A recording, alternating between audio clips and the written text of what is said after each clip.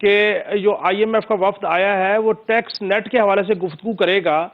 اور اس بات کا احاطہ کیا جائے گا کہ ٹیکس نیٹ کو کیسے بڑھایا جائے اور ٹیکس کے والیوم کو کیسے بڑھایا جائے. اور مجھے تو یہ تحفظات لگتے ہیں کہ شاید ٹیکس نیٹ کو جب بڑھانے کی بات ہوگی تو مزید ٹیکسز بھی نہ لگانے پڑ جائیں کیونکہ ہم نے والیوم انکریز کرنا ہے.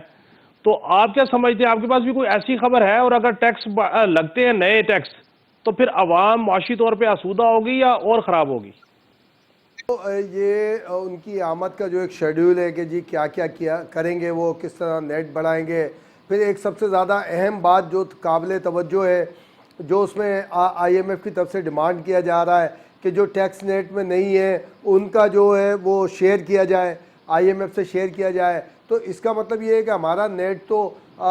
10 سے 12 لاکھ بتایا جاتا ہے. اس کا مطلب ہے کہ کروڑوں جو نہیں ہے اس نیٹ کے اندر وہ ہم پورا ان سے شیئرنگ کریں گے. اس کا مطلب ہے ہمارا پورا ڈیٹا جو ایک زمانے میں نابدہ کے حوالے سے ایک اسکینڈل بنا تھا, تو وہ پورا ڈیٹا ہمارا آئی ایم ایف لے کے جائے گی اور سارے کا سارا وہاں پر ان کے پاس ہوگا, پھر وہ طے کریں گے. اور پھر اس کا مطلب یہ ہوا کہ آئی ایم ایف کی طرف سے جو چھوٹے چھوٹے کلپ وائرل کیے جاتے ہیں وہ سب جھوٹے ہیں, غلط بیانی سے کام لیتے ہیں لوگ کہ جناب آئی ایم ایف تو حکمرانوں سے, اشرافیہ سے غریبوں کو ٹیکس میں چھوٹ دینے کی بات کرتا ہے, لیکن یہ اشرافیہ غریبوں پہ بجلی پانی گیس پر لگا کر یہ جو ہے وہ اپنے آپ بچ جاتے ہیں. تو آج تک کاشف یہ بتائیں کیا آئی ایم ایف نے بجلی پانی گیس کے اوپر کوئی اعتراض کیا ہے کہ جو چھوٹے چھوٹے غریبوں کے گھر پہ ٹیکس لگتے ہیں بجلی کے بلوں پہ, پانی کے بلوں پہ, دوسرے نیٹ کے اوپر. یعنی ایون یہ کہ گروسری کا سامان آپ کسی مال سے کسی بڑے اسٹور سے